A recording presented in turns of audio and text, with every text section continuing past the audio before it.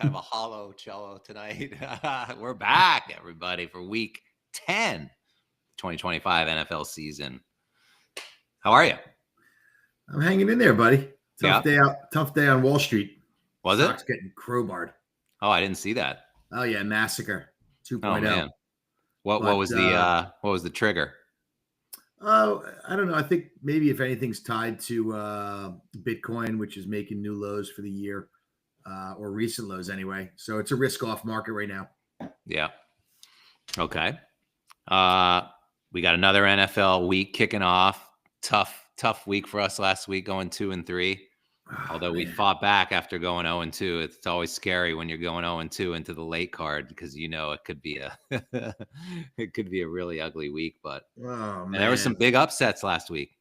Yeah, there were. What happened to us in the Charger game was unfortunate that they didn't cover that game. I still think Chargers were the right side against Tennessee. Tennessee's so bad against the spread. I mean, they scored on an early pick six on Herbert's first pass, and of course the punt return. And then they got a late field goal down 10. We were laying 9.5.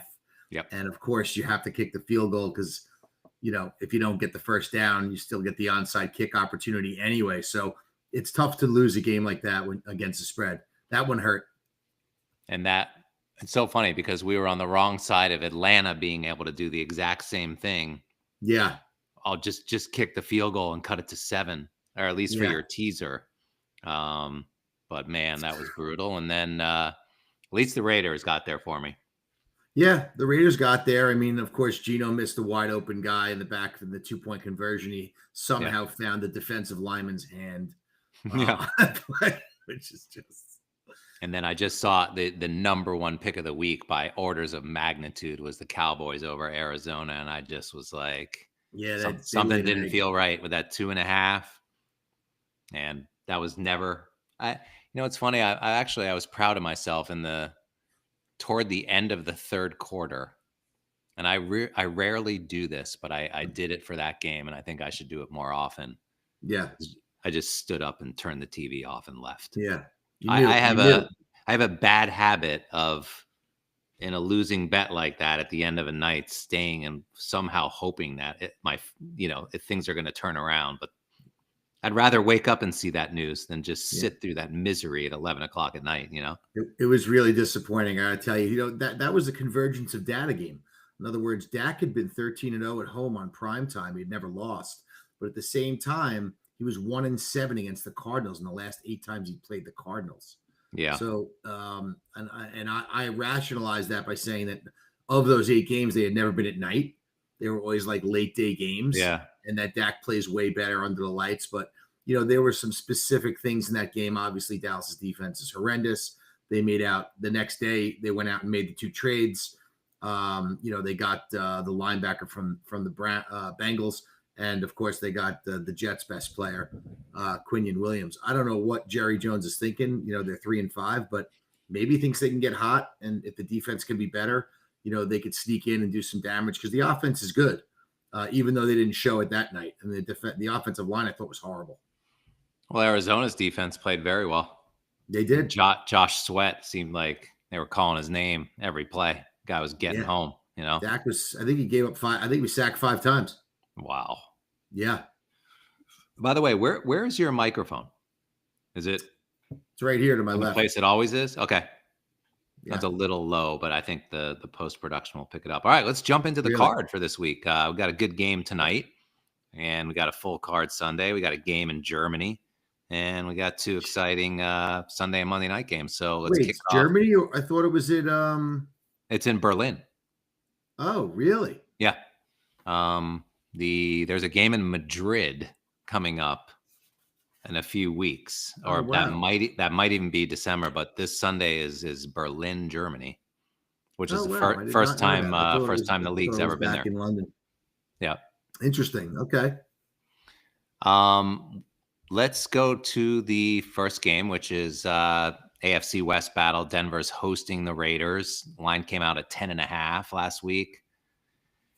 Immediately took some money for the Raiders most of the week, but didn't go down that much. And yet our contest line is sitting here at 8.5. Total is 42.5. I would love to hear what the data says on this game. I mean, look, the Raiders.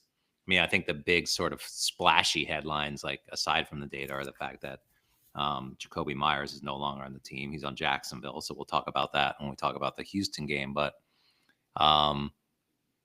division battle, and what was the other headline? I don't think there were any other moves that were made on Denver's side, right?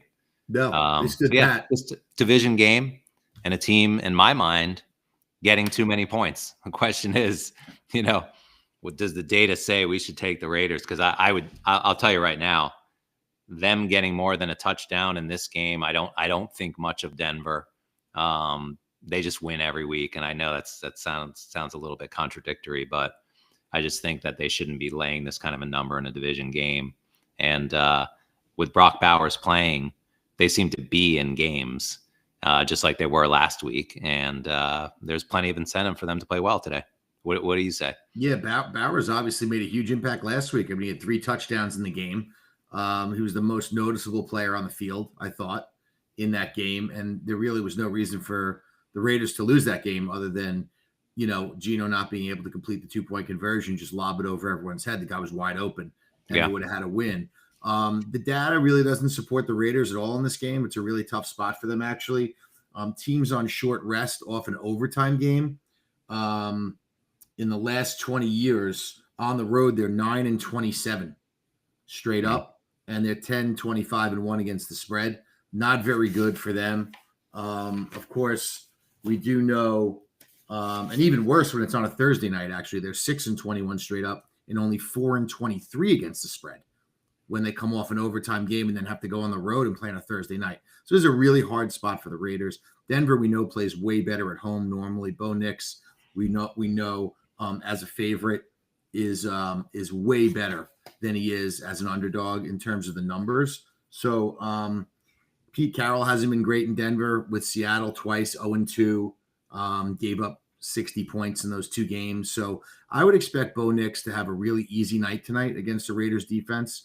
I mean, look what Jacksonville just did to him, and Jacksonville stinks on offense. So I think Bo Nix has a big night. I think Denver's defense is legitimate and real. Even with Bowers, I don't see the Raiders really scoring more than 2 touchdowns in this game. And I think Denver's going to get about 30 points. So I would lay the number. And okay. I know there's some people in Survivor that have Denver left, and I know they're reluctantly taking them. I mean, you try to avoid these division games because, as you know, anything can happen. So I could see in your mind and in your face right now that you're actually liking that you like the underdog in this Survivor. It's yet another reason. It's yet another reason to like the Raiders. We didn't mention that Patrick Surtain is out, so their best player on defense is not playing. We talked about it last week. Again, when you have Bowers out there, when you have Bowers out there who can get the separation no matter who's covering him, and their number 1 corner is missing, that also helps. I just think this is going to be a close game. It's that time of year. Listen, Geno Smith has started 5 games in prime time. His teams are 1-4 straight up. They're 0-5 against the spread. Overall in prime time in his career, he's 4-13 straight up, including 0-7 straight up against division opponents. I know you're getting the points here, and you're not getting as many as you would have been if you had bet it. Like you said, I think you mentioned that the line opened at 10.5, which I thought I didn't see it there, but I saw 9.5, and now it's 8.5. So maybe you're right. I mean, Oakland's taking money. I keep calling them Oakland. They're Vegas. They're taking money. But I'm going to go with Bo Nix. At night, he's 3-1 against the spread. He's 2-0 against the spread in Denver at home. And I think he does very well in this spot. So I like Denver minus the points. Of course, he's 13-1 straight up in his career, and 13-0 straight up when he's laying more than 2 as a favorite. Again, Bo Nix is a favorite.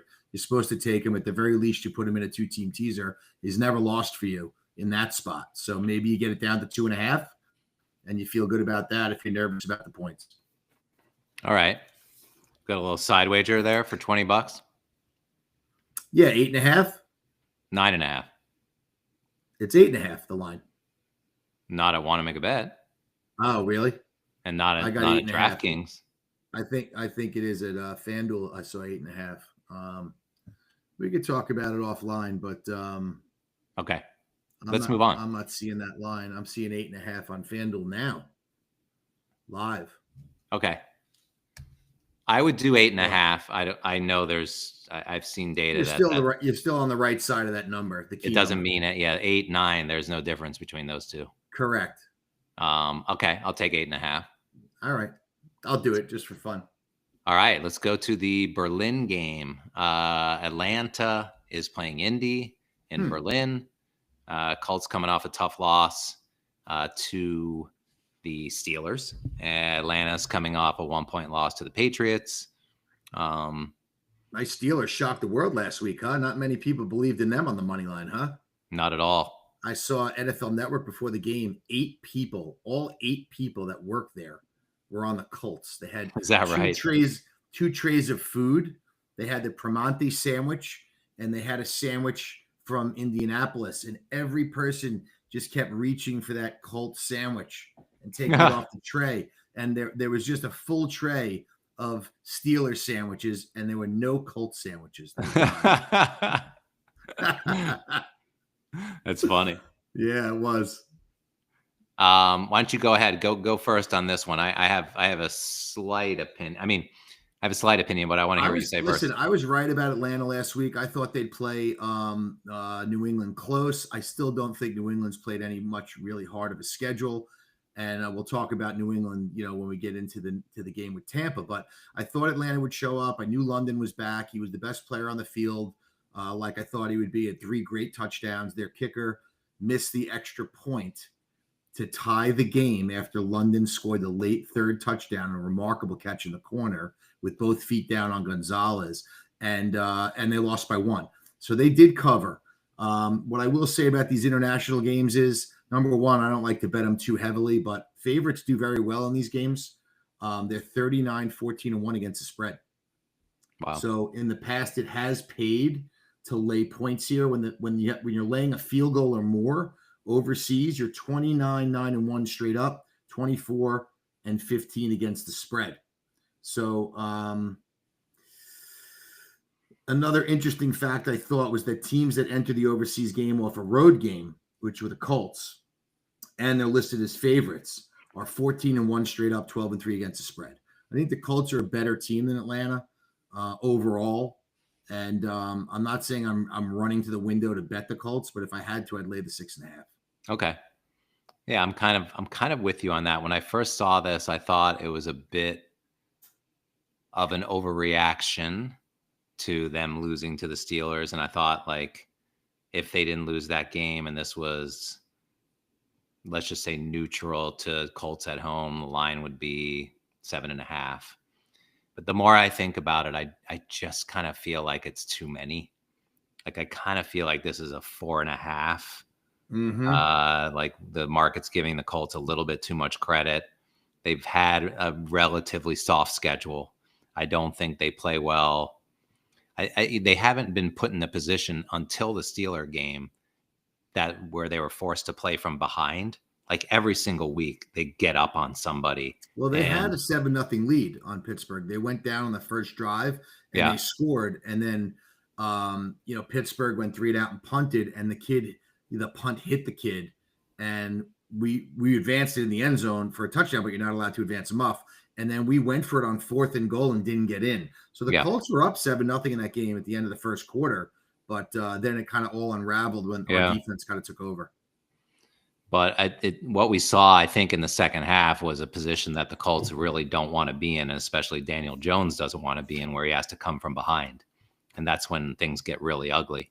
And they really weren't. That's the first time this season where we saw that.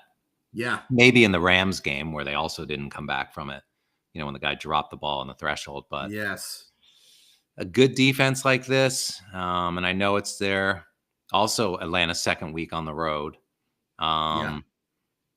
But I don't really want to get involved with Atlanta because I'm so like scorned by what's his face, Penix, by Penix, yeah. And I don't. I think this is a much harder game than they played against the Patriots. That guy Penix hurt you. Yeah, and they got lucky last week. I think they got lucky Yeah, they got pressure on the quarterback, and they caused that fumble, which allowed them to really, basically tie that game, even though they didn't. But yeah, if let's see where we are with our 5. Maybe I could be talked into the Colts. I generally feel like it's a bit too many, though. I think the line should be like 4.5, 5, not this 6.5.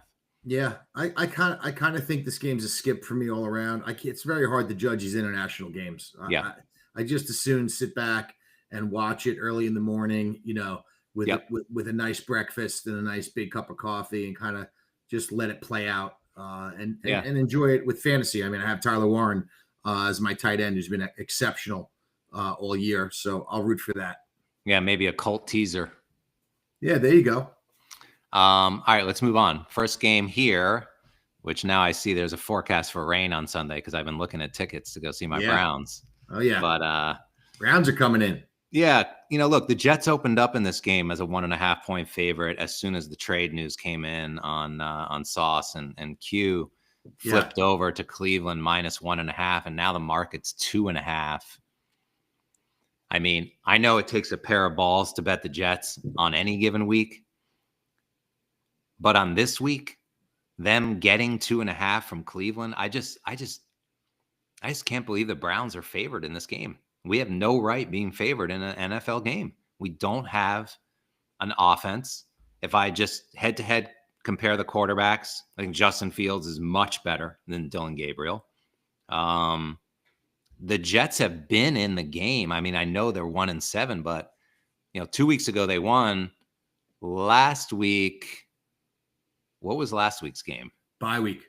Oh, the bye week. Okay, so they're both coming off a bye. Garrett Wilson was able to heal up a little bit. He's a limited participant. You got to keep an eye on that. But if he plays, that's obviously big. And also the kid that you mentioned that was on the Colts who dropped the ball before the end zone in that Ram game is now on the Jets as well. He was part of the trade for Sauce. So they got a wide receiver too. I think that kid's pretty good. I think his name is Adonai Mitchell, if I'm not mistaken. Yeah.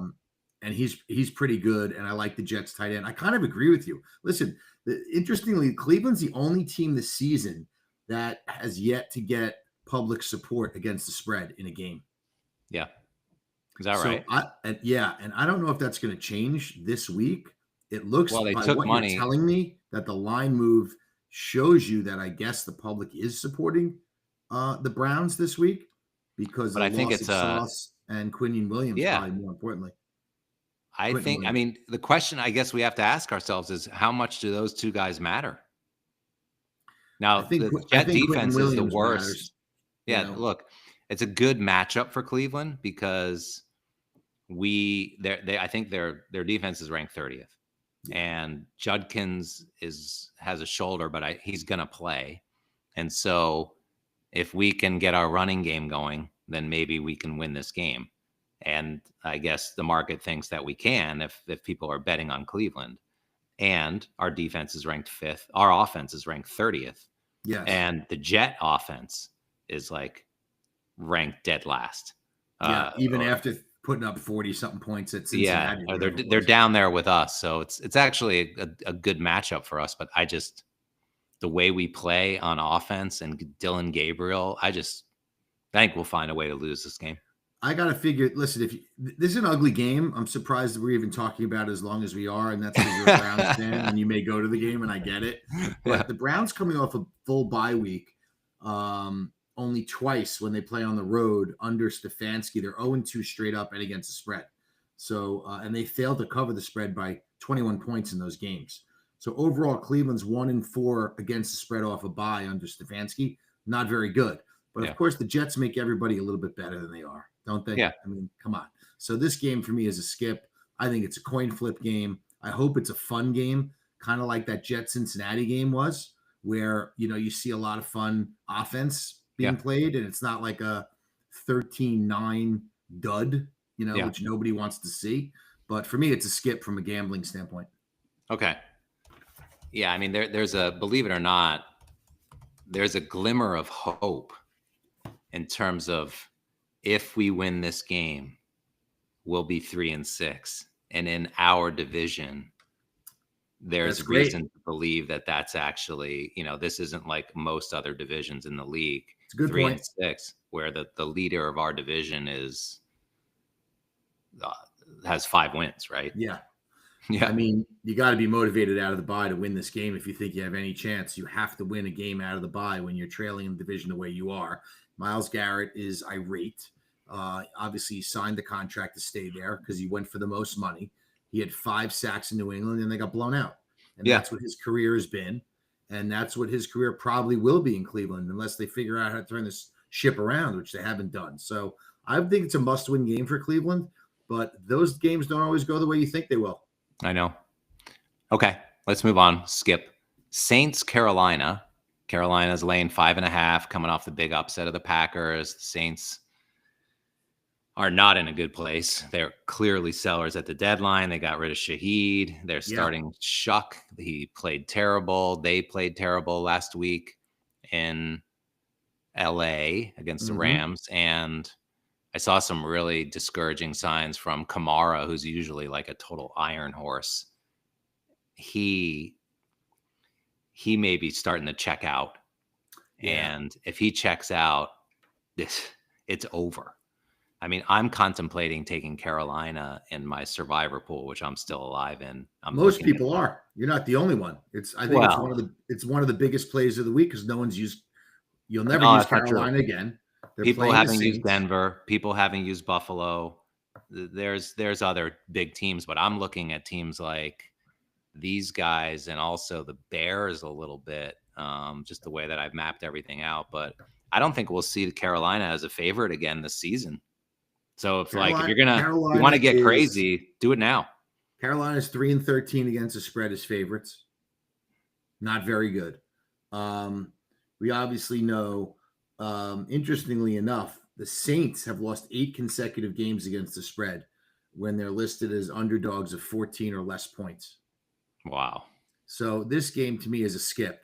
I don't trust Carolina at all as far as I can throw them as a favorite. I like Bryce Young in the underdog role. And I understand he knocked me and a lot of people out last week with the poor performance that Green Bay put on, which was pathetic. I mean, how do you take Green Bay seriously as a team? They've lost to the Browns and the Panthers. I mean, if you're playing them in the playoffs, you must be salivating over that matchup because they're frauds. But you don't think they'll follow that performance up with a strong performance at home where they normally play well? Carolina. Listen, to me, this is a division game. The Saints historically, I think, play them fairly well. Carolina's last cover as a favorite came in 2021. So, I mean, they're just not very good when they're favored. Yeah. And I don't know if that's a function of who they've been playing, but the Saints don't really inspire any sort of confidence in me either way. So, to me, this is just a game I'm just going to ignore and pretend it's not even happening. Yep. All right, fine. I'm fine with that. I just wanted your opinion on Survivor. But I agree. I understand why people are taking Carolina in Survivor because the performance by the Saints quarterback was so abysmal. But he was on the road against the Rams. It was a very hard place to play against that defense and going against Stafford's offense, etc. I just thought it was kind of an unfair spot for him. I think the Saints have won in Carolina before many times, and I know Drew Brees was the quarterback, but this is not a place that scares the Saints. Like, this is a division game. This is like Cleveland going into Cincinnati or Baltimore. I mean, they can win there. I mean, it doesn't matter who the fucking quarterback is, but I understand what you're saying about Carolina's playing better football. So I get why you're thinking about taking them too. I do. Yeah. I mean, they have 4 wins. I mean, 4-3. Something to be said for that. Okay, let's move on to Buffalo at Miami. Miami coming off extra rest. Buffalo coming off an incredibly impressive win over the Chiefs. That wasn't even as close as that final score. Question here is motivation, I guess, coming back and playing a division game after beating world champion Chiefs. It's a lot of wood to lay on the road, which I won't do. The only question I have for us is, do we have it in us to take Miami? And after the way they played against Baltimore last week, even though coming off extra rest, I think that's a no, right? What's the line? 8.5 or 9.5? This game I have written really as a skip because the data is conflicting. But if I gun to my head, I'd probably take the points. Okay. And there's a few reasons for it. Teams that after facing the Chiefs generally on the road as favorites are only 3-8-1 against the spread. Josh Allen has started 8 career road games where he's favored by 7 or more points. He's only 2-6 against the spread in those games. So, I mean, there's some data there. This will be the third time Miami under McDaniel is playing at home after Thursday night football. They're 2-0 straight up, and they score 30 points in those games generally. So, obviously, they know Buffalo. I think they played Buffalo pretty decently. Did they play them pretty decently up in Buffalo early in the year? I thought they lost close. They covered, yeah. Yeah, they lost close. So, I don't know. I mean, I hate to bet Miami. I just don't love them. But Tua, at home, he's a different quarterback. He's 26-11 straight up at home as a quarterback. So when they lose at home and then they play again, he's 3-0. He's 3-0 against the spread and straight up. Yeah. So if I had to, I would lean Miami. Okay. And I'd have to bite my lip to do it. But if you like it also, and I know a lot of people are going to be taking Buffalo and Survivor too. Yeah, that could be a good. I know we skipped it last week, which I think was a mistake. Regrettably. I don't know if that means we would have taken Carolina. We could have. But I think it was either that or the Saints. Well, the other big play last week would have been to take Minnesota. You know what I mean? And the anti-survivor strategy. So I mean, both those won the game. I thought it'd be the Saints or Carolina were probably the 2 biggest plays. Maybe Arizona. There's always 3 or 4. That's why. Yeah. So yeah, I would lean Miami here. I mean, I hate to bet against Josh Allen, but I do get the hangover after the Chiefs' big win, and I can't imagine that Miami wouldn't have some sort of reversion to the mean at home coming off that embarrassing game against Baltimore. I just think Baltimore is playing at a different level now. And I we'll talk about Baltimore when they get to the game, but I think they're going to buzzsaw people. I can't imagine Baltimore losing another game for a long time. Okay, let's move on. Miami. I'm going to put Miami in just for now. Yeah. Let's move on to who's next. Minnesota, Baltimore. Oh, so we've got line came out at 3.5. Quickly took some Minnesota money early in the week, but went right back, and now it's up to 4.5. So Ravens taking a lot of money. Totals 49.5. I know you told me on the phone you really like the Ravens, and you just said it again now, but I'd like to hear some data supporting it. But this is a skip for me, just because I have no idea who's showing up in this game. And I really feel strongly about that because we don't know. I won't judge the Ravens based on that Miami game. I won't. That Miami's awful. What about the home game against the Bears when you said you weren't going to judge them in that game too, and they smashed the Bears at home? Well, that wasn't Lamar. So Lamar, yeah, okay. I'm just saying this is a good way to say that I think we could see bad Lamar and good Lamar, and I also think that we could see bad JJ and good JJ because we've seen both. And I just think, like, when I saw this, I was like, well, I just want to watch this one because Lamar is not MVP Lamar. That's for sure. He did not run against Miami necessarily. I mean, it was very sort of cautious. And JJ McCarthy on the flip side, same thing. Like, he played incredible last week. If he does that again, they're going to win the game. So it's like, are we going to see bad JJ or are we going to see the JJ who just beat Detroit? Like, I don't know. You think you're going to see bad JJ after a good performance? That's what you're saying. What I'm saying is I don't care what JJ I see. That I just think Baltimore is way better than them, and I think that Baltimore is, I think that Minnesota is a fringe NFC playoff team. Like, you want to believe they're good, but then they have games where you're just like, where is this supposed great defense? Where is this quarterback? Where's Justin Jefferson? How are they going to get this done? And I just think Baltimore is coming together now out of that bye. They've won 2 games Granted, not against the best teams. Lamar is 24-3 straight up against the NFC. Lamar is 16-2 straight up against the NFC when he's facing a coach for the first time. This is his first time we'll be facing O'Connell. And I just don't like the figures. They're 8-2 straight up and 8-2 against the spread when they're on the road off extended rest with Lamar. I just think it's very good. I think that you're going to see the running back, Henry, get more involved. I love their weapons. They got 2 tight ends that are great. Obviously, Zay Flowers, they got Bateman, and their lines are playing better, and the defense is playing better. So I think this is a pretty easy spot for Baltimore, honestly, off extended rest against a team that just beat a rival in their building. It's a huge win for Minnesota, and there's no way that they're going to be able to replicate that performance. I'm sorry. Minnesota's ranked 9th against the run, by the way. They're not going to replicate the performance they had in Detroit. I do not believe that they are going to do it.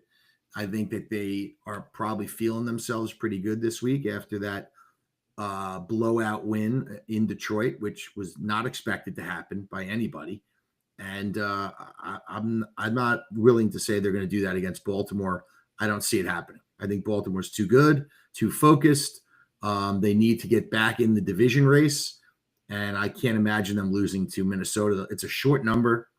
I think Baltimore wins by at least 7. Okay. I want to skip it. Sorry. This is their first game against a real defense since they apparently got back on track. And I just want to see it first. I think it's too big of a leap. All right, let's move on to New England, Tampa. I think we both agree on this one. Tampa came out -2.5. They're coming off a bye. Total 48.5. New England coming off that narrow victory over Atlanta last week. Now they're on the road playing. This is the best team they've played all year. I know a lot of people who I respect are betting New England in this game, just trying to ride the hot hand. But sure, I think you and I both agree that it's a pretty good spot for Tampa. Yeah, I mean, listen, the only concern you'd have with Tampa is Bucky Irving going to play, and even if he does, New England's defense against the run has been stellar. They haven't allowed a 50-yard rusher in 8 games. So I don't see how much Tampa's going to have any success on the ground. I think they're going to have to beat them with Baker through the air, and they better hope that their defense shows up because New England's offense has been excellent. I mean, Drake May's playing at MVP level, and Vrabel's coaching at a great level. I just think when I looked at some of the stats, New England, I don't know if you probably know this because the DVOA, but New England popped up as I saw that they're 7-2. They're the worst DVOA 7-2 team ever in the NFL. Is that right? Yes. Well, you mean just their overall rank? Yep. I'll tell you what they're ranked. And based on, I guess, their strength of schedule had something to do with it. Well, they're ranked 14th. Yeah, and they're 7-2. You're right. I mean, there's people. I mean, Houston's ranked 9th, and they're 3-5. I'm saying. So I think they played a lot of easy teams. They've gotten them at the right times. And you're right. Their schedule is the weakest in the league. Yeah. And Baker is 4-0 straight up as a favorite off a bye. So I like Tampa. We're laying less than a field goal here. I think it's going to be a kind of a rude awakening for New England for the first time this year. I think they're going to take the L. Yeah, I like it. I agree. Especially like that strength of schedule metric. Yeah. All right, great. Bears, Giants. Fucking Bears. Came out 3.5, 3-point favorite, went to 3.5, now 4.5. I guess people don't have much faith in the Giants here. 46.5 is the total. I mean, I don't really have any opinion on this game other than to say that I'm considering Chicago in Survivor, which scares the hell out of me because they just that team plays by the seat of their pants every single week. I mean, last week that game against you cannot bet it's a Survivor play on a team that has no defense like that. You cannot allow yourself to do it. Yeah. I mean, Joe Flacco's 42. He threw for 500 yards against them last week. I know. So I'm not saying that Dart's going to do better, but a couple interesting data points I saw. Number one, you've been harping on this all year, and you're right. Caleb Williams' completion percentage above expectation is really bad. It's the worst mark in the NFL, according to Next Gen Stats, -6.5. So he's is not. Is that his EPA? That is his, completion percentage above expectation. Yes. Well, okay, that's different. EPA is expected points added, and some okay. of these guys are negative. Yeah, he's also holding the ball longest of any quarterback in the league. But I'll say, I know, for almost 3.5 seconds per pat before he throws it, which is the worst in the league. I know, but I'll say this about the guy: he's creates with his legs. He's an incredible athlete, and he doesn't just get out of the pocket; he is moving out of the pocket. Explosive, really explosive. He runs. Yes. He makes plays out of the outfit. He has athletes on the outside. Listen, when the pocket breaks down, he's very good at creating plays. There's no question. I know. His pocket play, in other words, but the ball doesn't come out on time ever. Yeah. He's playing schoolyard ball, and he's doing it pretty well. And in these shootout games, you can kind of get away with it. It's almost better that he has no defense because he gets more opportunities almost in a weird way, But the Bears do have the best turnover differential in the NFL. We talked about it last year. They're plus 13 interceptions on defense. That's real. Yeah. So they do ball hawk the ball. They also get six or more penalties in every game they've played. So they're making mistakes on the offensive line. They're doing some things like roughing the passer. They put themselves into some bad spots because of that. But here's the one thing that would make me like the Giants. What is the line? 5? 4.5. 4.5. So teams that play in these back and forth games like they had last week, there were 8 lead changes. So I don't even know how they know this stat, but teams that play a game with 8 lead changes the following week are only 2-10 against the spread. I don't understand it, but it makes me not like the Bears to lay that many points. Maybe you take the Giants with the points and you hope Dart keeps it close and maybe even pulls the upset, because we all know that the Bears defense isn't that good. But neither is the Giants, right? Like, what other data points or anything can you say about the Giants that would make us want to back them here? Very little. The Giants have let up 20 plus points in every road game they've played. So their defense, to your point, is and you're going up against a good offense. So I think it's probably going to be one of these high scoring games. I mean, obviously Dart is very good. He seems to score a rushing touchdown every week. He's got a rushing touchdown in 4 straight games. And he's got a passing and a rushing touchdown in the same game in 5 out of 6 games he's played. So he's an offensive weapon. I don't know. This game, to me, coaching advantage. I wouldn't bet this game, but if I had to bet it, I'd probably take the Giants with the points and look for kind of a close game, almost like they had last week. Like a game that's going to be decided by less than 3 points, 3 points or less. Coaching advantage to Ben Johnson. I can't believe, by the way, we didn't talk about this. I can't believe what Brian Daboll did last week in the San Francisco game. I mean, we had money on him. So these things start to really irk you when you see them. I don't know if you saw, but basically the Giants were gifted a play inside the 5-yard line at the end of the third quarter. They had 1st and goal from the 3, and they were inept. And the score was 20-7. Brian, you don't kick a field goal of 23 yards when the game is in the third quarter and you have the record that you have. You go for that. Mm-hmm. You don't kick a 23-yard field goal to make the score 20-10. You're in a 2-score game. You kick a field goal, you're still in a 2-score game. Yeah. What the fuck are you doing? And you have a bad kicker. Go for that. Yeah. Right? You have to. I mean, the math says you have to, and their record would say that you have to also, and you don't have a good enough defense to say that you're going to stop them. necessarily. You just said the last thing that I was going to say, which is, okay, maybe it'd be one thing if you were stopping them even once, but they were running up and down the field on you. And so why not go for it and not get it and make them go 97 yards if your defense is so good? Totally understood. I'll tell you what else killed in that drop by Darius Slayton. My God, guy fucking put it right in his hands for a touchdown. He dropped it. Anyway, that was really... That might have been on that drive. I don't even know. That was coaching negligence there. That can't happen. Yeah, there were rumors that Dable was going to be fired, like when he stepped off the plane after they blew the game in Denver. But yeah, I mean, supposedly... guess what? Brad said the same thing. He was, well, maybe he was playing for his job. Well, if he was playing for his job, don't you think he would go for there? Like, you're trying to win a game, I thought. You're trying to kick field goals, and what are you trying to do? Cover? Like, and you're not even doing that. Yeah. Okay. End of rant. Let's go on to Arizona, Seattle. I like this game. I think we have one more 1:00 game you missed, which is Jacksonville and the Texans. Oh, you're right. I'm sorry. That was actually earlier. That was before the Baltimore game. My bad. Yeah. Jags, Houston. This is interesting. The line was going to be Davis Mills because CJ Stroud has a concussion. He's been ruled out. Okay. Well, I thought that happened already earlier in the week, but this thing crossed over. Houston was -3. Then it went to 1.5, I guess, after the concussion announcement. Davis Mills, I would not want to get behind him.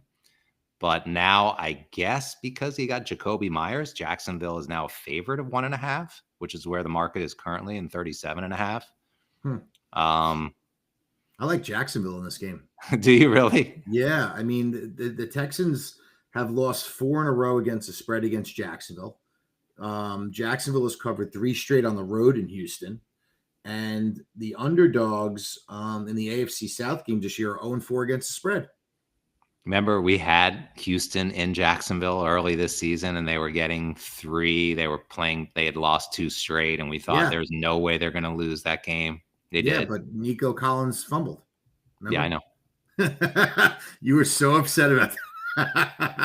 My God, they had it. They had the game. They had the game, that bastard. So I like Jacksonville. Oh, I think Jacksonville, got the better. I know they're coming out for an overtime game, but I don't think their defense was on the field for all that many plays in that game anyway. So that wouldn't concern me. I think they come home against kind of a wounded opponent with a backup quarterback. They're laying less than 3 points at home. This is a game they have to win. Well, they're on the road. Yeah. It's in Houston. Yeah, it's in Houston, but I like Jacksonville. Jacksonville's won. They've covered 3 straight games on the road. And the Texans are 0-4 in their last 4 against the spread against Jacksonville.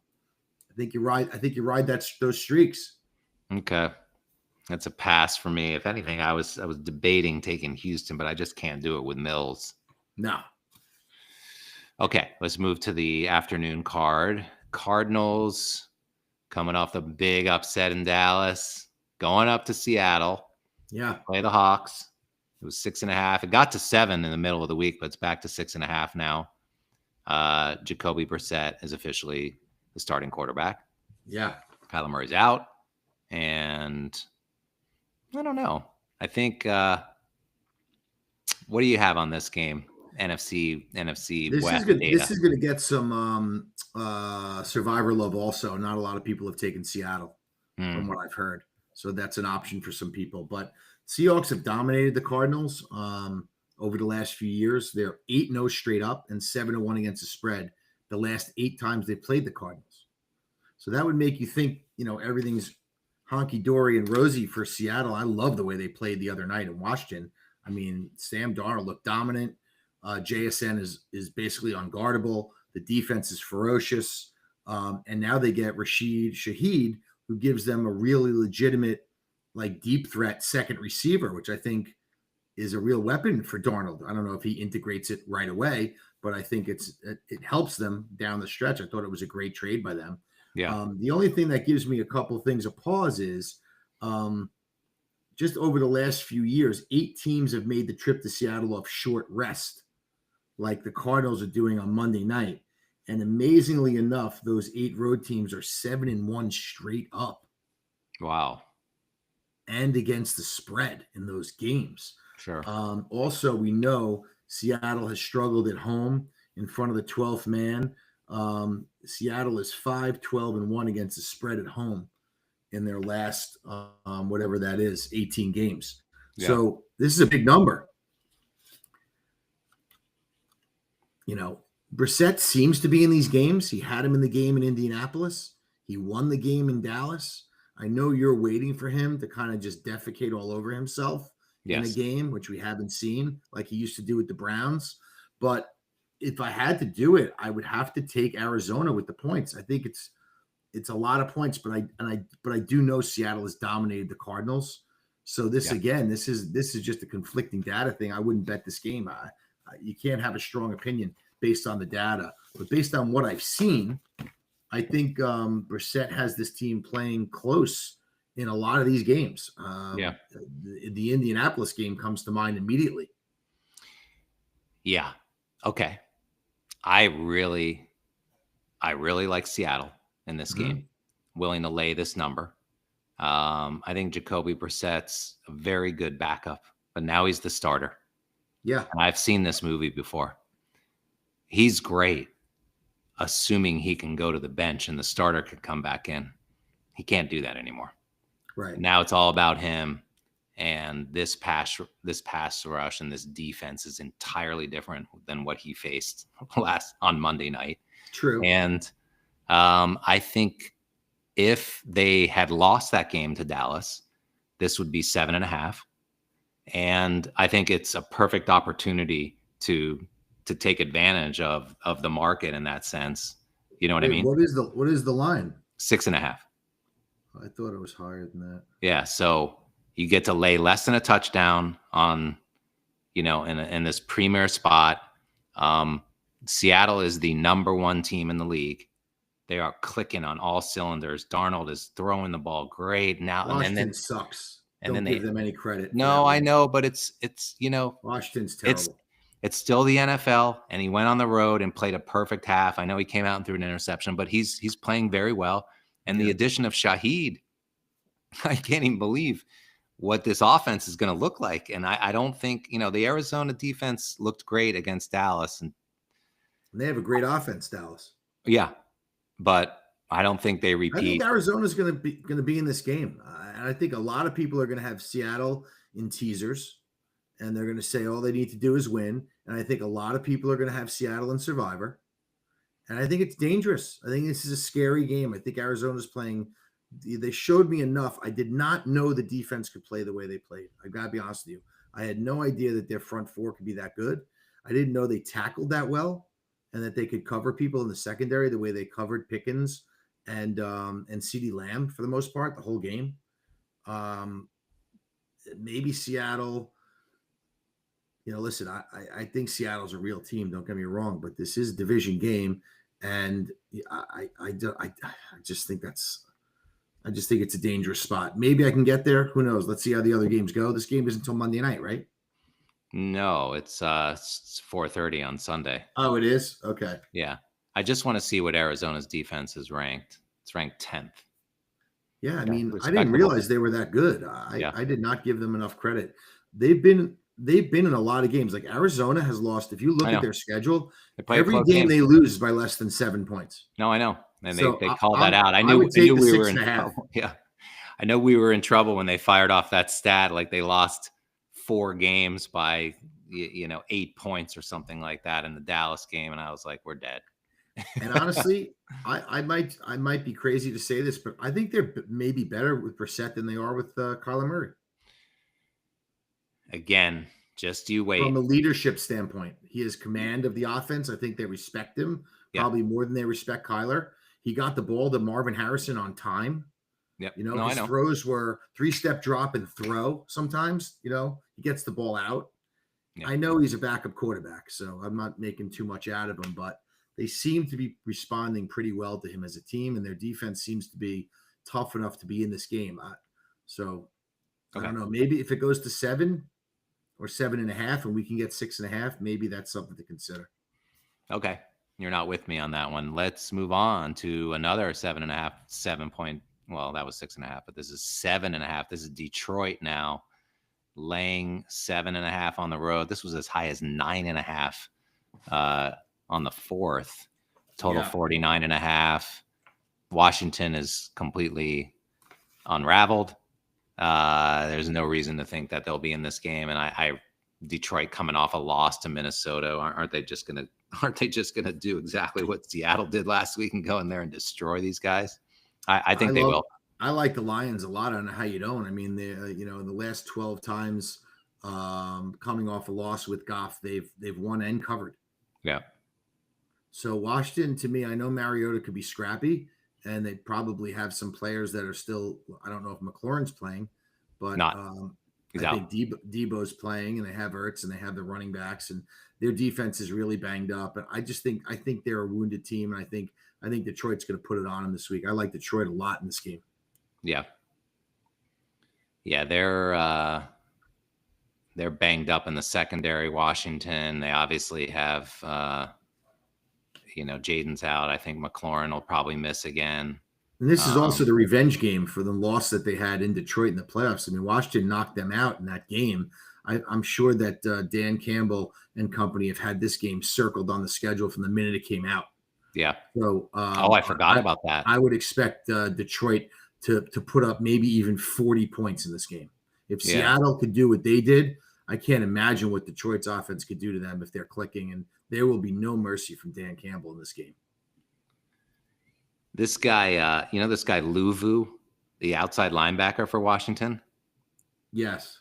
He was suspended by the league for excessive, unsportsmanlike conduct penalties. Like he did too many hip drops and he got suspended. Did he really? A 1-game suspension, and he appealed it.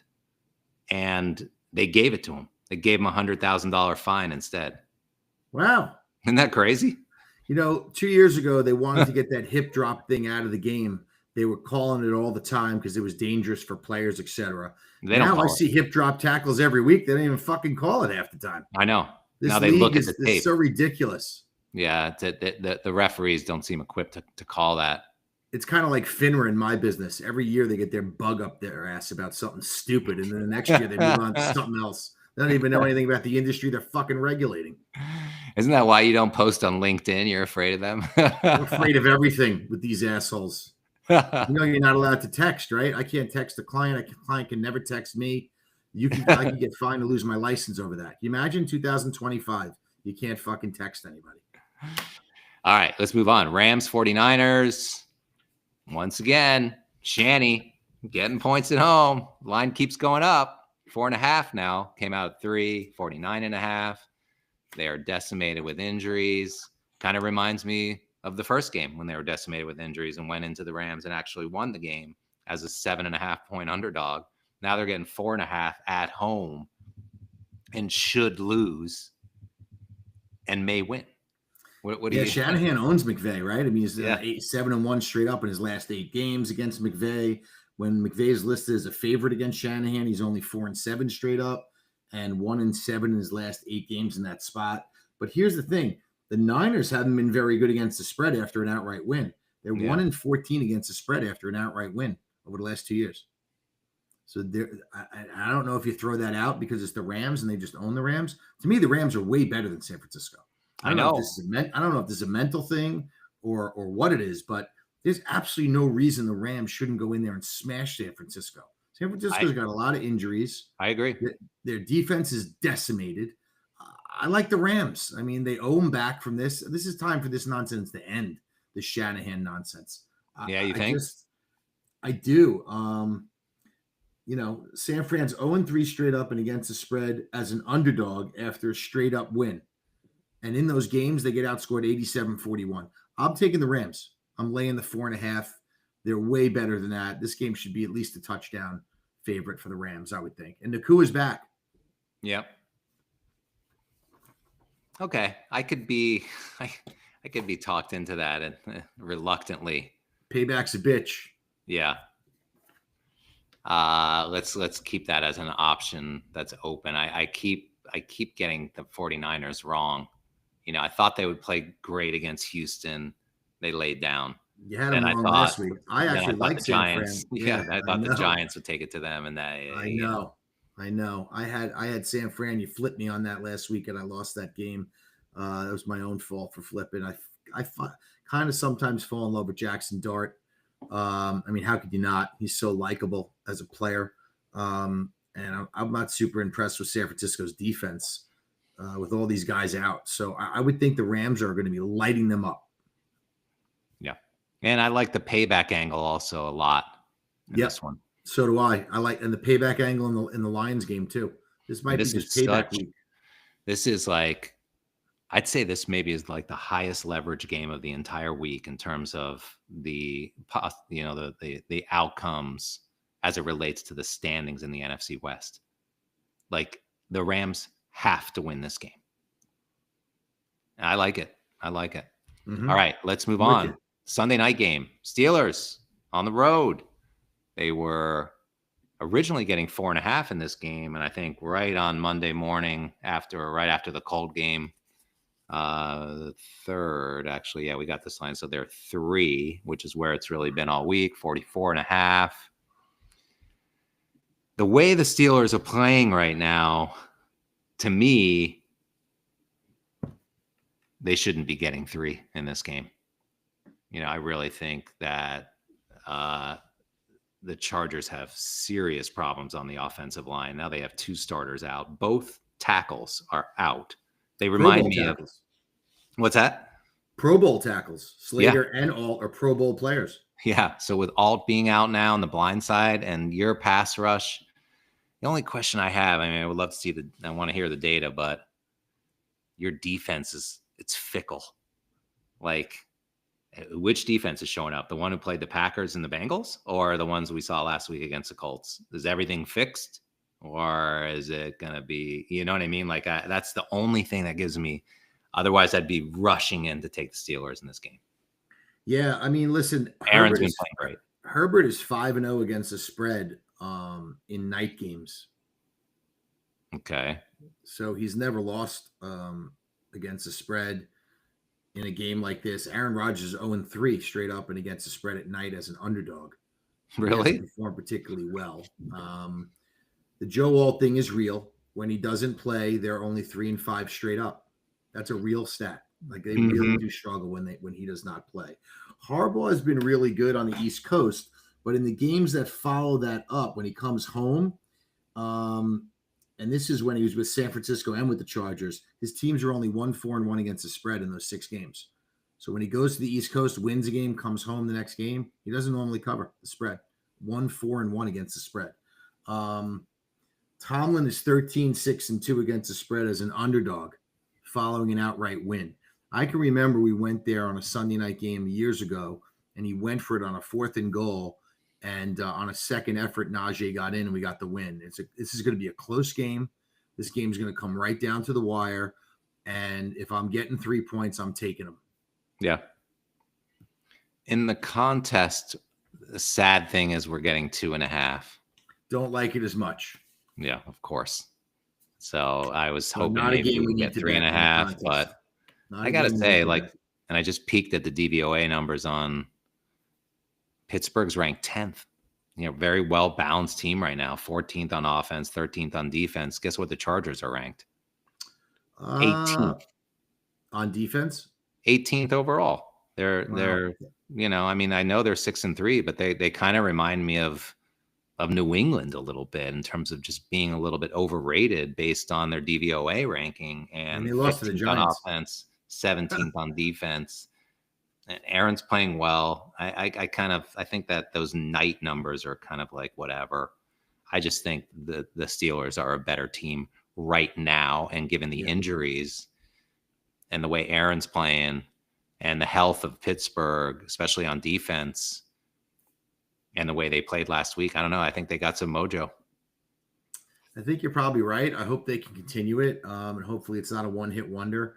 To beat Indianapolis at home, and then you got to go on the road and, into a hostile environment. It's not going to be easy. Herbert's been very good, really, really good, and they have a lot of weapons. So I don't know. You can throw the ball in us. I take exception to the hostile environment because it's SoFi Stadium, which is like neutral, and there are going to be so many Steeler fans there. Well, Steelers do travel well. You're right. But that stadium in particular, it's like, yeah, it's not like you're going to Lambeau or even Cleveland. Like it's not hostile. It's actually true. There are a lot of fair weather fans there to begin with.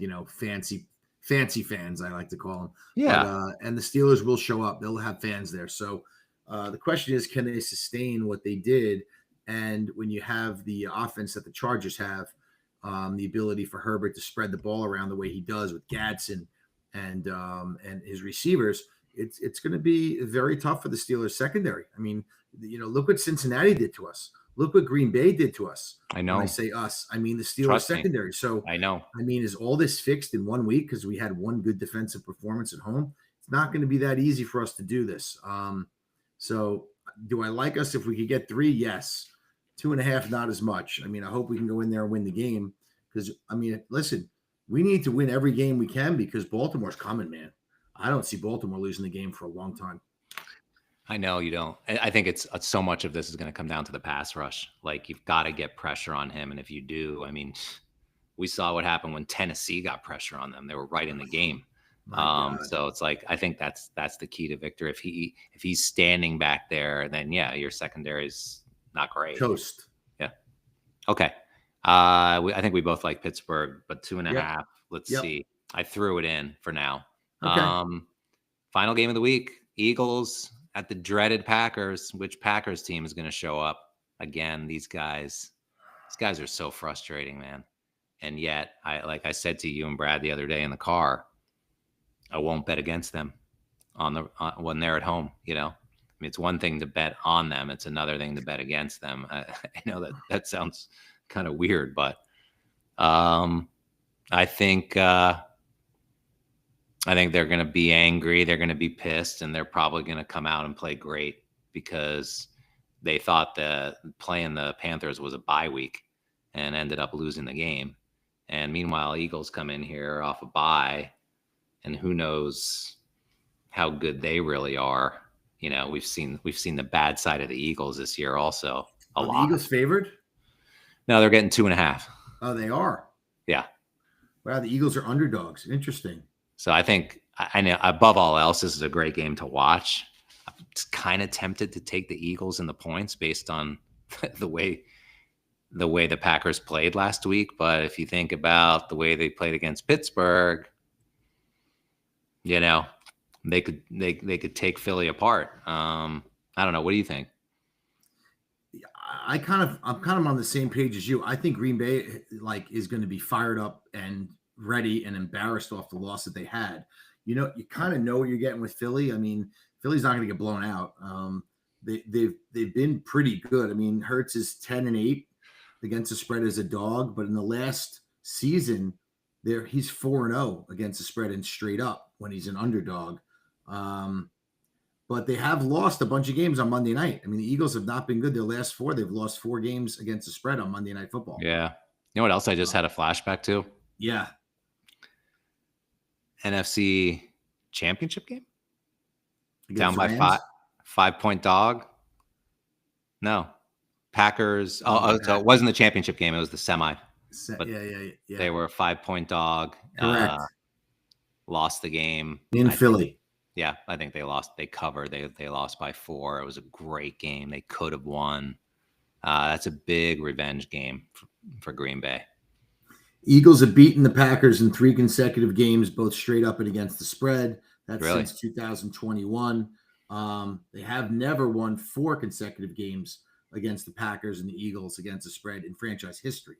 So if they do win this game, that'll be a first for the Eagles. 4 straight games against Green Bay. Jordan Love's been very good at night. At Lambeau, he's 4-1 straight up and against the spread. He covers the spread by about 7.5 points normally in those games. As a favorite of 3 points or less, Green Bay is 3-0 against the spread this season. Anything over that, they're 0-5 against the spread. So that 2.5 number makes me like Green Bay. Yeah. Quick fantasy question for you. Do you take Jordan Love or Baker? Baker playing New England. Oof, I like Baker, I think. Me too. I have Baker in coming off the bye also, but I think Baker off the bye. I also think one thing we didn't mention on the injury side is that the Packers are really banged up at wide receiver. It's like they're down to just Dobbs, I think. Let me just double check where everybody is.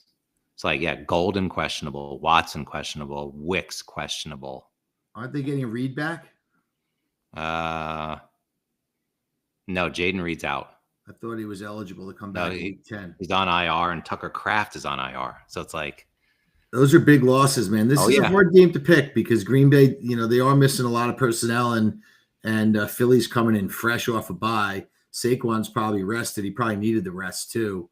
I don't know. Listen, this one's tough, but I would think that Green Bay would play a really, really good game Monday night at home after the dud that they laid. And those uniforms they wore are shit. They should burn those things and never wear them again. Horrible. Totally agree. As soon as I saw those, I think everybody thought the same thing. The minute I saw that, I said, I'm knocked out of Survivor. I swear to God, they hadn't even fucking kicked the ball yet. I said, this game's over. By the way, did you see what they did to your boy Rico Dowdle? Color? What color was that? It was like a navy blue and like old school brown helmets. Really bizarre stuff. Awful. There's been some really ugly throwback uniforms this year. Oh yeah, the Steelers was horrendous. Oh, when you lost to the Packers, the same thing. When you came out on the field, I was like, "Is that mustard?" What? Awful. Absolutely, those uniforms should be burned and never worn again. Did you see what the league did to your boy Dowdle? No. After he scored that winning touchdown, he did like some dance, and he was like thrusting his pelvis. Yeah. So apparently you can thrust once, but if you thrust twice, it's a penalty. Right. So when he did the second gyration, they threw the flag and then they fined him, and now he started a GoFundMe page. We should, on behalf of wantomakeabet.com, make a contribution. Contribute? Yeah. I know you like Rico Dowdle. He's banged up this week, though. You better watch out if you take Survivor. I saw he was banged up, and you're right. He won once again. He won me my, he had 35 last week. He's like blowing, Bijan has 10 and he has 35. It's amazing how good he's been in fantasy. It really has. You got to watch that though, because if he doesn't play, I don't know if I really like Carolina as much as you say, Well, I like the Saints as it is with the points. I think it could be close. Let me just see where he was today. See if he was spotted at practice or if he participated. No, limited participant in Thursday's practice. Okay. Tomorrow we'll find out. I think he'll go. They still have Hubbard, so Chuba Hubbard hasn't been great though. Dowd took his job. Yeah, well, they have two, so it's good to have two. He took his job. He's been playing better than him. That's the job of the coach has done a pretty good job with Carolina. After I thought he was going to be dead and buried, dead man walking, but he's got him playing pretty good. All right, everybody. Good luck with your selections. We're going to have. I'm getting the lines teed up for the NBA. I'm going to refresh that in the next couple of days. So we're going to have basketball again. We're going to have NHL back. So the All Sports League for September is off and running. For November. And it's week 10, buddy. You want to talk about your team that crashed and burned and your money management? Like, did you learn anything from that last week?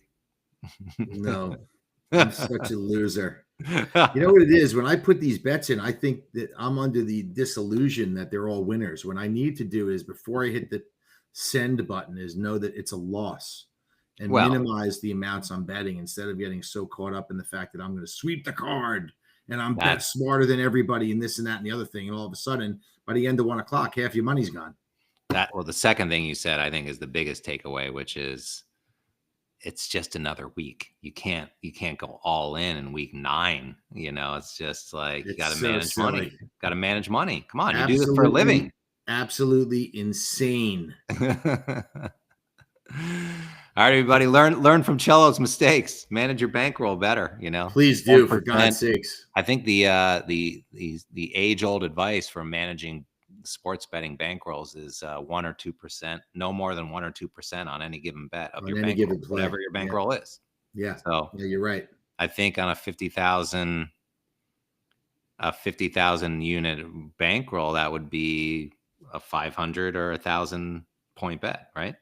Yeah, that seems unlikely and unreasonable. I would say maybe you sling 10% of your account per week.